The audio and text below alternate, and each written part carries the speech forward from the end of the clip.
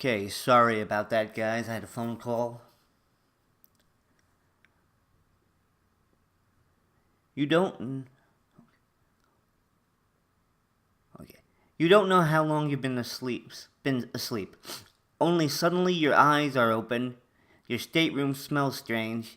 The peculiar smell of dampness, stale seawater, and you are cold. A gush of air is coming from the open porthole. Blast! The porthole is open. I'd better close it or risk a nasty cold.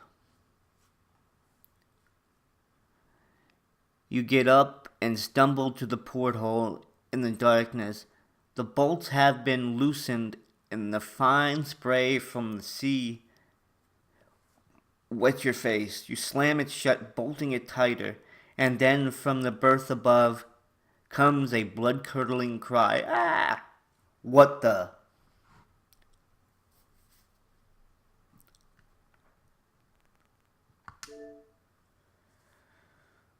With a single leap, your roommate springs from the berth. I think berth means it's a bed. To the floor and dashes madly toward the steam room door.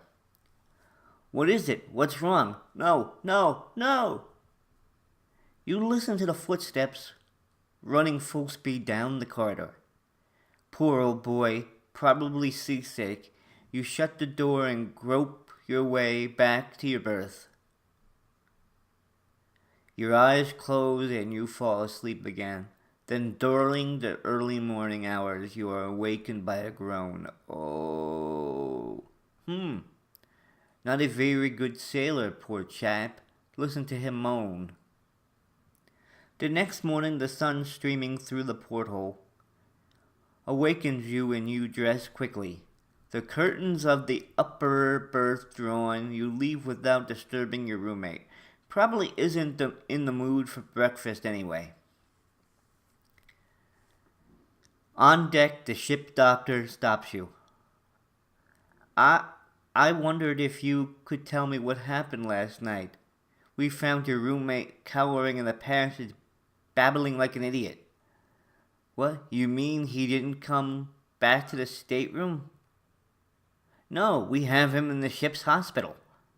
He's suffering from shock. Can you tell me what he saw that might have caused it? I have no idea. Look, I have a large cabin. Why don't you bring your things over there and spend the rest of your trip with me? Oh, really, Doctor? Are you inferring that the rumors of the stateroom are true? You laugh, refusing the doctor's invitation. You spend the day relaxing in your deck chair, swimming in the ship's pool, and playing Contenta in the game room after dinner. It is very late when you return to your room. Oh Gad, I'm tired. That berth certainly looks inviting.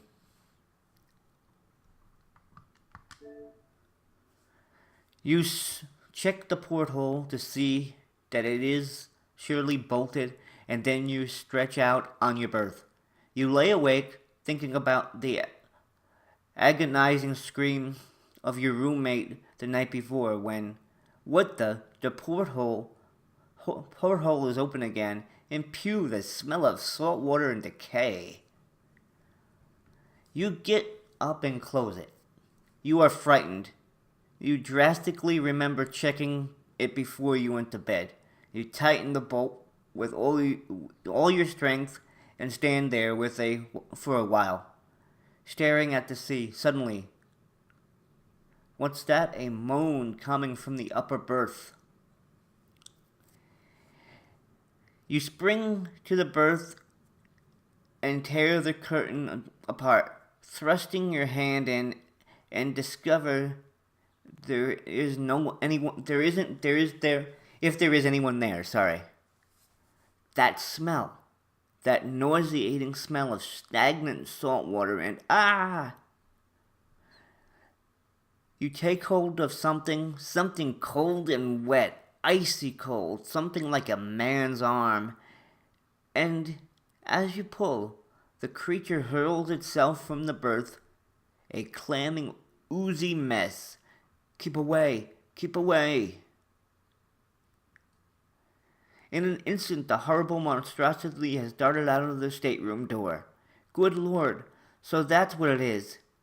I'll follow it. You chase the dark shadow through the dimly lit passage and up to the companionway.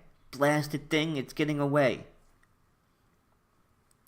You watch as it seems to go over the rail and into the sea. I must be dreaming. That cursed meal tonight. It didn't agree with me.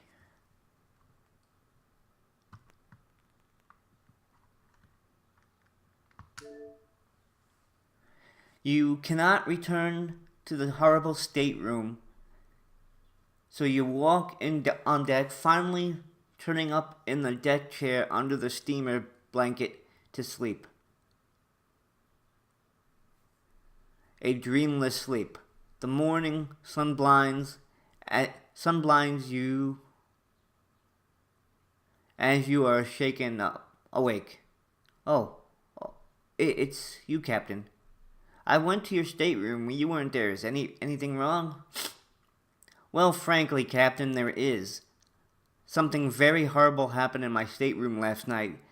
It might be my imagination, but why don't you let me fix you up in the officers' quarters for the remaining of your trip? Look, here, Captain, can't we get to the bottom of this? There must be a logical explanation. You are right, sir. Only what can I do? I'm inclined to board up the room. That will solve nothing. Perhaps it is only a stowaway trying to frighten people out of what stateroom so that he can spend the remainder of the trip in comfort. A maniac, perhaps. The thought has never occurred to me. You may be right. I tell you what. Tonight I will stand watch with you. If he shows his face, well, we'll be able to overpower him together. Good, Captain. I'm glad you are talking more realistic attitude than your suspicious crew. You are relieved that you will not have to spend another night alone in the accursed stateroom. Together with the captain, tonight you may solve this baffling problem. See you then at about 10. Yes, stateroom 13. Your day is spent anxiously, and towards evening you find yourself becoming nervous. Finally, it is 10 o'clock, and you make your way down to the stateroom. Ah, Captain, right on time, I see. Let's go in.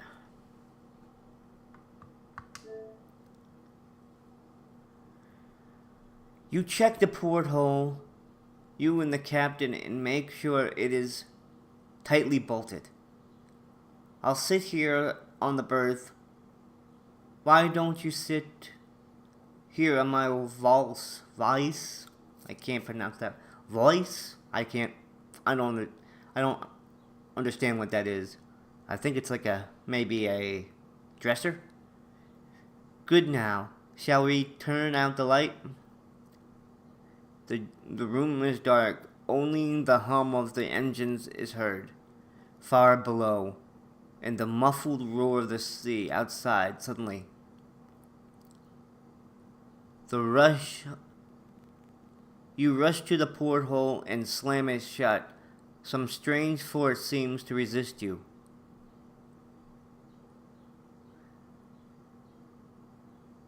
Here we go, Captain. Things are beginning to pop.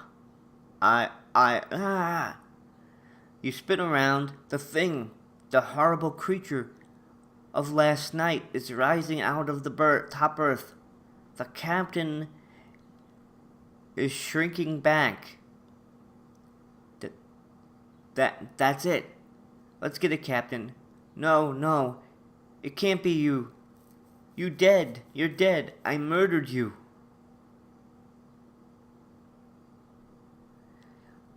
I killed you. Right there in the berth. Pushed you out of the porthole into the sea. You can't be. You can't.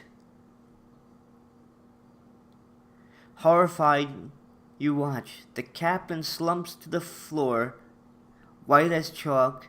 Then, satisfied, the thing turns and hurls itself out of the porthole. Good Lord. The captain is dead, literally frightened to death. And as you turn to look after the thing, you are astounded to see that the porthole is closed and bolted. Hee hee. And that's the story, dear reader. The captain received the shock of his life, eh? Well, he should have realized you can't get away with murder, not even at sea. On your own ship? Oh, by the way, if you ever really sail the Ocean Queen, ask for Stateroom 13. Tell 'em I sent ya. Well, everyone, that was the first story of issue 20 of Tales from the Crypt, The Thing from the Sea. So this helps me out with my reading, and I hope you enjoy reading these old comics with me. My name is Rob, aka Roppongi Warrior. I will see you later on for a story entitled A Fatal Caper. Thank you all for listening. I will see you soon.